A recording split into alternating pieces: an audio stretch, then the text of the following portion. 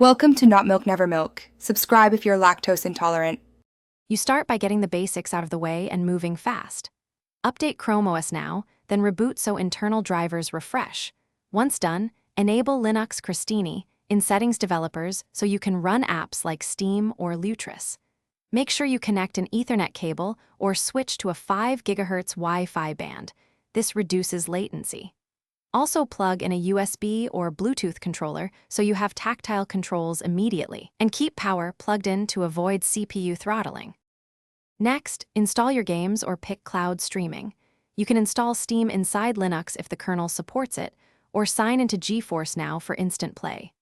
Once installed, enable GPU acceleration in Chrome, // flags if your Chromebook exposes that option, because it hands graphical tasks to hardware.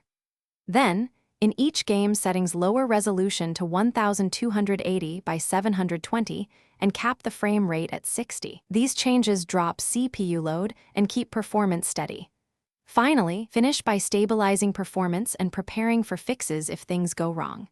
Put the Chromebook on a cooling pad or elevate the rear to improve airflow. Even a few degrees lower can prevent thermal throttling. Set power to high performance and disable battery saver so cores run consistently. If a game stutters, check Linux logs and update drivers. If native play fails, switch to cloud streaming as a fallback. And if controls lag, repair the controller or try a wired USB connection for instant responsiveness.